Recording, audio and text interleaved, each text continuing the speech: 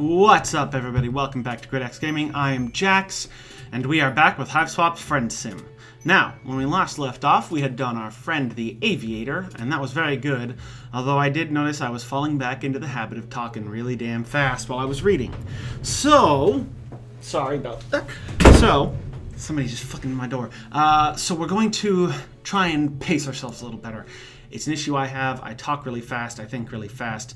Not good, but fast. Now, Volume 5 of Affection, Unwanted or Untrue. Well, I'm not sure how that's going to be. Also, they're really cute. Holy crap. Anyways. Wait, was that new for once? Hold on. Was that new? Have I been getting new entries that I've just not noticed? God damn it. I'm stupid. Oh well, we'll stop clicking load, Jax. Here we go. Walking. You sure are doing a lot of it recently. Back on Earth, you never got near this amount of exercise.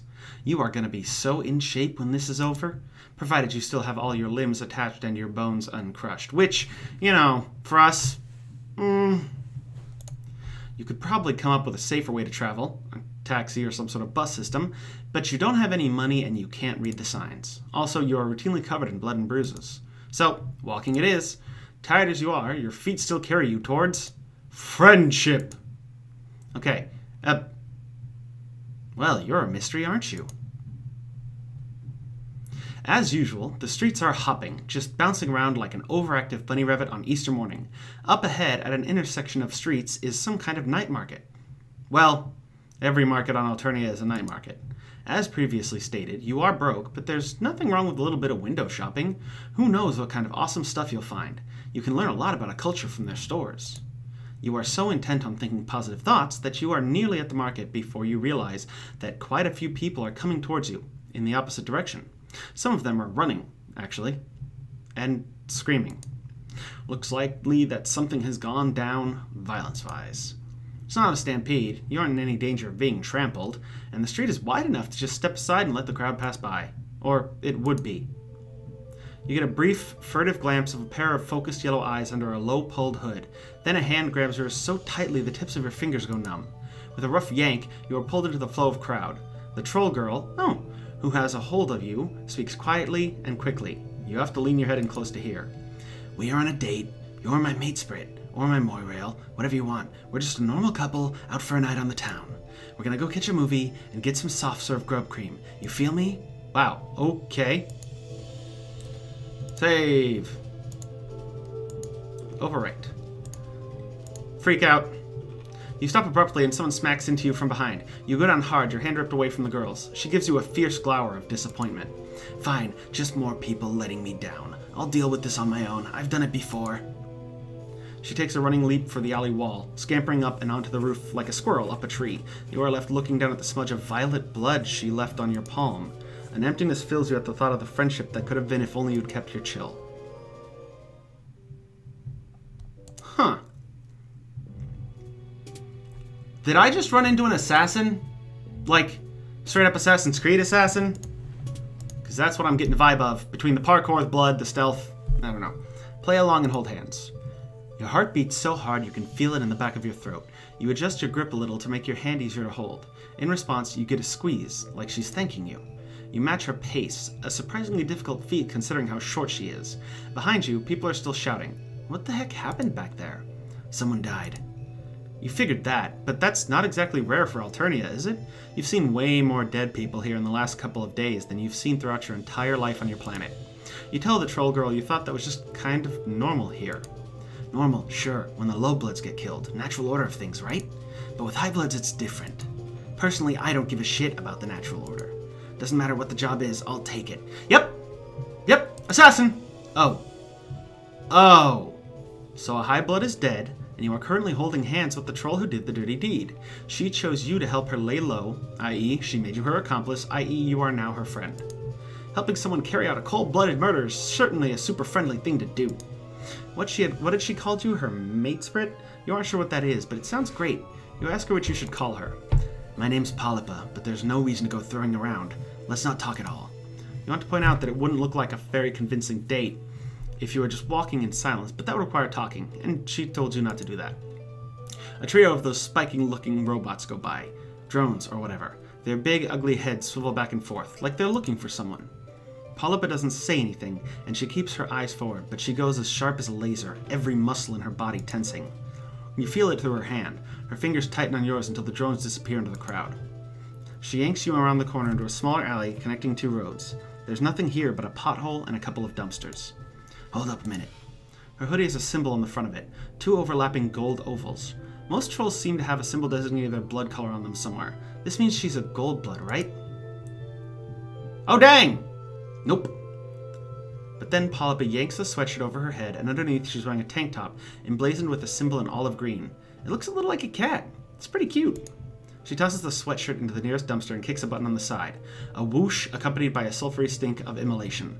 Note to self, don't go dumpster diving in Arternia. Polypa grabs your hand again as you head back out into the street. With her other hand, she works the tie out of her hair, shaking it out of its ponytail, letting it fall in thick, sweaty clumps against her neck. Next, she reaches up and takes part of her right horn off. Wait. No, it was a little bit of veneer, an artificial bit to cover up a notch in the chitin. What are all these random wardrobe changes about? You wonder until you actually begin to listen to some of the conversations around you, and check out the big billboard-sized screen mounted on roofs every few blocks. Seems the rumor mill is already going hard.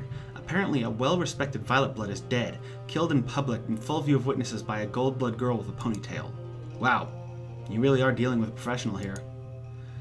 I need to find somewhere to lay low until the heat turns down. I mean, we both do, since you're my associate now.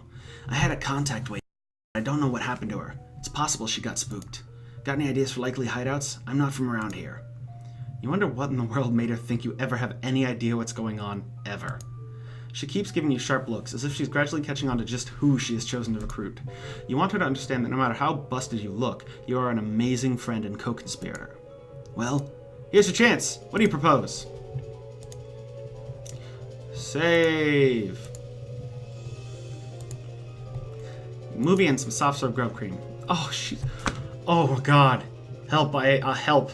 Help, I am dead. Help, I am dead. Oh, my God, that face. Oh, the arms. Oh, the everything. Polypa's mouth twitches. It could just be a muscle spasm, but you'd like to think it's the smile of approval and burgeoning camaraderie. Yeah, I guess we could. That's what people do on dates, right? It's been a while. I haven't seen a movie in forever. Let's do it. She squeezes your hand. You would have thought holding hands for so long would get sweaty and uncomfortable. You're certainly nervous enough, but her skin is surprisingly cool. With a couple of exceptions, all your new friends have been literally cold-blooded. Also, metaphorically, for a few of them. I'm looking at you, lawyer dude! But you aren't going to judge them for their lifestyle choices. That isn't your place as a friend. Regardless, your point is it's kind of nice holding hands, even if it is under completely false murder pretenses. It really is. I have not gotten... I am very lonely. Come on, there's probably a theater in there. Makes sense. You aren't from around here, and you don't think Polypa is either, but you can always recognize a mall when you see one. Stores and escalators and fountains full of slimy mall water that's probably been in there for years. The biggest difference between this and an Earth Mall is that there doesn't seem to be anyone working at any of these stores. Everything is automated. That and the top floors appear to be reserved for high bloods. Polypa is still holding onto your hand. Gosh, it's like you really are on a real date. This is very, very friendly. As far as you know, you've never been on a date with an assassin before. You can't read the show times and descriptions, and you don't have any money, but Polypa chooses the movie and pays for you both. She tosses a couple of coins into a slot and the machine spits out 2 tickets. You don't see any soft serve grub cream, but you are a little too queasy from mingled nerves and excitement to deal with anything called grub cream. You do, however, stop for a bag of buttery exploded kernels at the concession stand. The theater you follow Polypa into isn't crowded, but you still feel every pair of eyes settling on you as you walk up the steps. Your heart pounds and sweat slides down the back of your neck. You are just positive everyone can see right through you into this deeply controversial cross-species matchup you've got going here. Even worse, Polypa takes a seat weirdly close to the only other group in here. Man, awkward. The movie starts playing. Apparently, in Alternia, there aren't any trailers before movies. Kind of a bummer. If you're going to be stuck here, you want to know what hot new summer blockbusters you have to look forward to. Surprisingly, the movie turns out to be a romantic comedy. You expected Polypa to choose a thriller or horror movie. From what you can glean of the plot, it's about a beautiful young Jadeblood who gets involved with a visiting Blueblood and their servant, a big, bumbling Bronze. The portrayal of Lowblood strikes you as vaguely offensive. They grunt and fall down a lot. The caverns look a lot fancier than you remember from the time you hung out with Bronia, just a lot bigger and more glittery. The main character spends a lot of time pulling a jeweled comb through her lustrous hair. The dialogue is kind of incoherent, and you don't just think it's because you are unfamiliar with the cultural context. It also doesn't help that Polypa keeps up a running commentary throughout. The ban on conversation has apparently been lifted. I can't believe they added mistaken identity storyline. So unnecessary. Also, Black Rom is so boring in comedies, there's just no punch to it. I can't believe how bad this is. I don't remember the book being this garbage, but I read it a long time ago. My taste may have just been worse back then. I love her! You were looking at her in a whole new light. She shrugs, possibly a little self-conscious. What, you think I've been assassin since I pupated? I used to have a blog for relationship advice and stuff like that. God. Oh no. My heart. Just that expression, the arms, the I am a mess. Of course, I was just messing around. I didn't know anything beyond what I read online. Two characters are kissing on screen. You have no idea who they are. You are way more interested in the fact that Polypa has decided to tell you her life story in the back of a movie theater. The deep blue light from the scene in the brooding caverns washes over her, making her look noble and sad. You are entranced. It didn't last, though. I doubt it had anything to do with my blog, but a few sweeps ago, a group of kids broke into my hive. I think they were high, maybe on Sopor. Whatever, they stole a bunch of my shit, killed my Lucis, and some little psionic fuck broke both my legs with his brain, just because he thought it would be funny.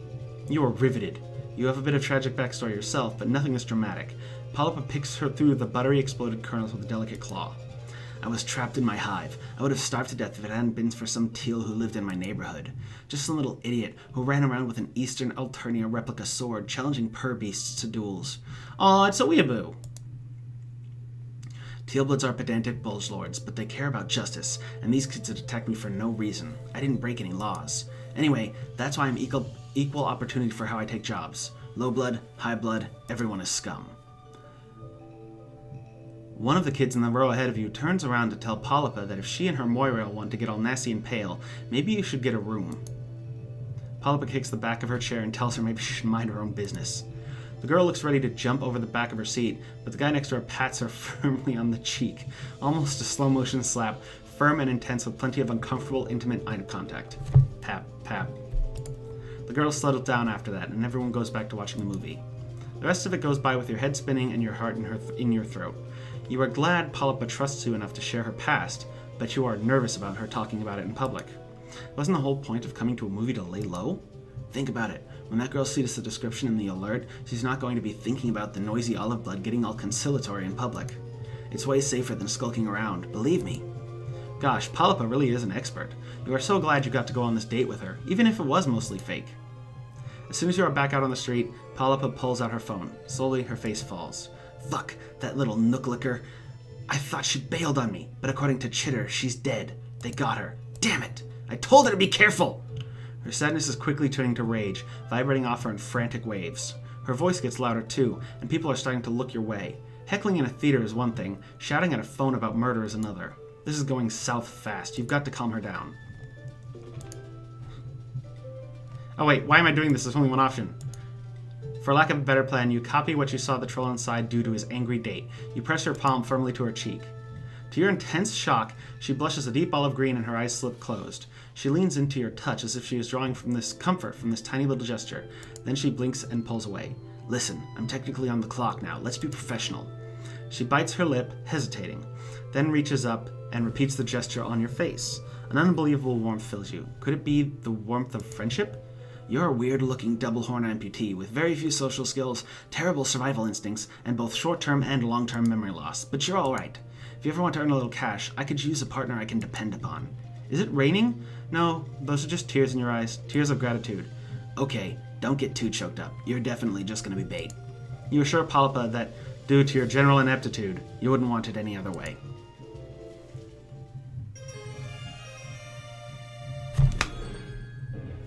Oh, that made me happy. Okay, now it's time for heartbreak, because this is going to be the bad ending. Hide out in one of these apartment buildings. That's a possibility. Most of the hive stems around here are cheap rentals, burgundy or bronze at the most. I could take them, no problem. I mean, I can take anyone. Some jobs just require a little more forethought. You kind of meant finding an empty unit, or maybe skulking in a foyer or an alien Starbucks, but you don't want to tell your cool new friend how to do her job. And there you go again, jumping the gun and claiming friends you don't have the right to. But she did choose you. Though at this point she may be wishing she'd grab some other random stranger's hand. Well, pick one. This was your idea. Oh geez. You seriously don't need this kind of responsibility in your life. Nothing good will come from letting you be in charge, but you also don't want her to think you are useless. You just kind of wish she'd tell you what to do, and leave it at that. You pick a tall purple building at random. How about that one? Sure, I guess. You enter what seems to be a standard Chevy apartment building, climbing the lobby steps up to a hallway lined with doors. This could be any apartment on Earth, but instead of letters on the nameplates, there's those colorful symbols. They remind you a little of zodiac signs. Huh, weird. Anyway, all the ones here are red or brown, like Polypa predicted. She listens at the doors before settling on one with a red symbol. You wait for her to pull out a lockpick or high-tech paraphernalia, or even just a pin from her hair. Nope! Instead, she steps back and delivers 2 sharp kicks just above the knob. What? I'm not the goddamn super. You assure her you are absolutely not judging the way she's running this operation. You don't think you ever met a mercenary before. Unless you count that guy who tried to hit you up for cash when you were injured. Or the little girl who drained your blood for paints. Or the boy constantly on the prowl for delicious meats. The apartment is dingy, small, and smells like old pizza. Good news! Not that it smells bad, just the fact that there's pizza here. You don't think you could live on a planet that didn't have pizza. That's just beyond the pale. You try to shut the bus's door as well you can. Polypa plunks her tilt down on the couch and pulls out her phone, or what did Skillet called it? A palm husk? She pulls out her palm husk and proceeds to ignore you. That's okay.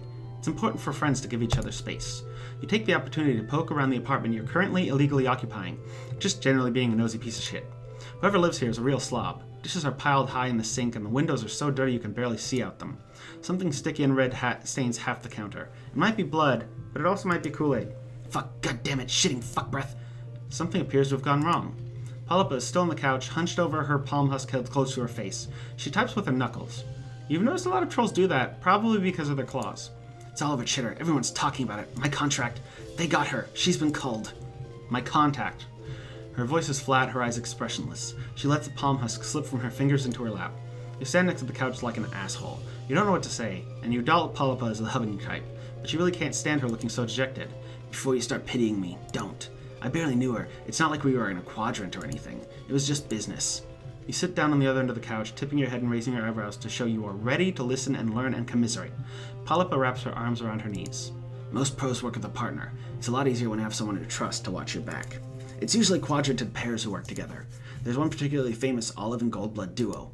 I've lost plenty of jobs to them, but I've never found anyone that I trust enough to make into my partner beyond just a random one-off. Killing a sea dweller is no joke. It's almost totally impossible. Does that mean the guy back in the town square isn't actually dead? Polypa looks affronted at the very thought. Excuse me, no. It just means I had to get a very expensive knife and coat it in very expensive poison and stab in exactly the right place. The motherfucker is dead. There's no doubt about that. I don't leave jobs half done. High caste jobs are my specialty. Most people are too afraid to take jobs higher than teal. Me, I don't care. Low blood, high blood, if you've got the cash, I'll do the job. If I did have a partner, it would make things a lot easier, I'll admit that much. You cough lightly into a closed fist. What's this? Something caught in your throat, perhaps? Could it be the steady hand of fate reaching a finger down and testing your gag reflex?